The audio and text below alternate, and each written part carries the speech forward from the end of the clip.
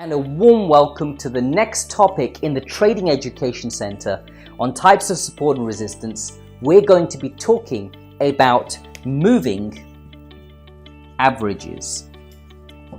So moving averages, let's talk a little bit about this. When we look at one of these trend lines, or when we look at the price on a chart, and I have been looking at the price on the chart in the last several modules that you may have seen on the educational portal, what you'll see here is the fact that these prices are joined together. The close prices here have been joined together by these lines.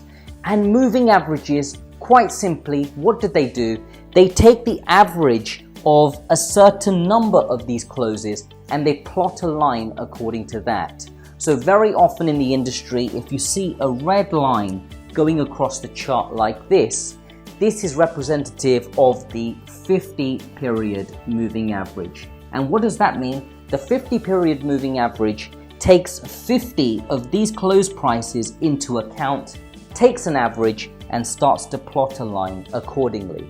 In the same way, the 100-period moving average or the 200-period moving average, depending on the trader, will be represented using a green line. So this will be the 200-period moving average. And again, this is very much determined by 200 of these close prices. So of course you can imagine then that this line will be a lot slower to react to price than the 50-period moving average. And of course, the faster the moving average or the smaller the number, the quicker it will react to the price because it takes less number of closes into account. This is actually better demonstrated using some live examples. So let's go ahead and do that right now. Okay traders, welcome to this live set of examples on the NASDAQ 100 and looking at moving averages specifically as forms of support and resistance. And you can see here, when you take a look at the 20 moving average just here, remember the 20 moving average is simply the average of 20 of these close prices of these bars just here, taking 20 of these closes, giving you the average, drawing the lines. It's almost saying it's like a mean reversion tool, i.e. the price should eventually retrace to that moving average for it to be valid. I mean, it is an average after all, so the price should technically come back and snap back. And this is the point and how moving averages act as support and resistance. Look in this case at the NASDAQ 100 and look at the way that it's been obeying this time the 50-period moving average. And it's really interesting because each market has its own set of behaviors that it will look to respect a certain set of moving averages. So normally in the industry we use the 20, the 50, which is in red, and the 100, which is in green just here. And you can see in this case that the 50 moving average is quite well respected and may very well be respected as well on this retracement move as well. And look at a live example of how we can use moving average retracements. If we get a buy signal into the next day's trading here, we could very well take this long. It is after all in an upward trend and it is of course bouncing off a 50-period moving average. We could even say on this particular example it's bouncing off of a trend line. And this is the way in which we can of course build quite good reasons and logical reasons to be involved in a trading opportunity. We need to pile as many of these factors together as possible before we get into an actual trade opportunity. And that is of course what systems construction and trading strategy construction is about. Let's look at platinum, for example. Platinum is of course a metal. Look at the way that it respects the 20-period moving average. It comes off of it and it bounces. It does it again. It stays in a channel formation and it bounces. And see, you can see that it's obeying it, and sometimes it will break through. Let's look at another metal, palladium, for example.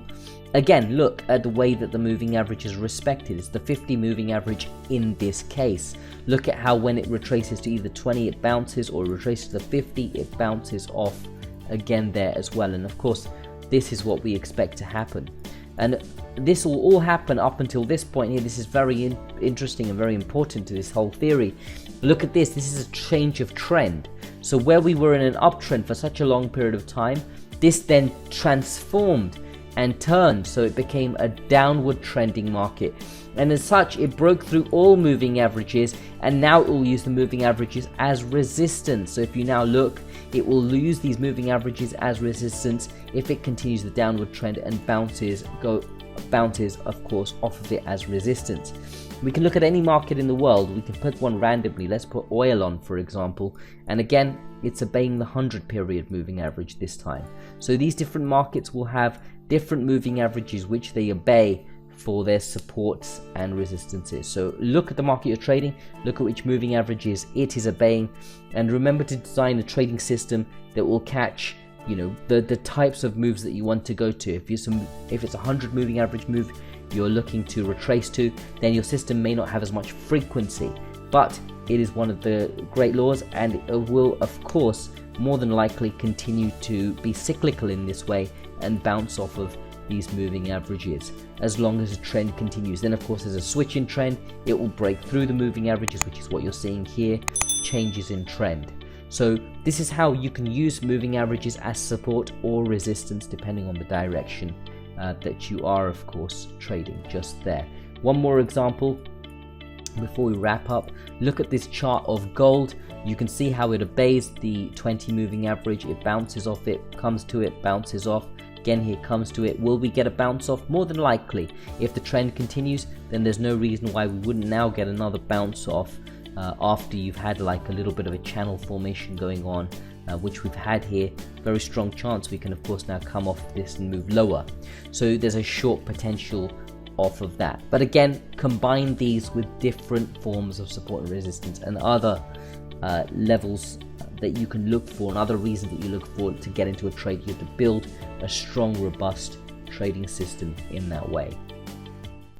We trust you enjoyed our Traders Education Center tech video. To unlock the full tech modules for free, click on the link below and hit the subscribe button.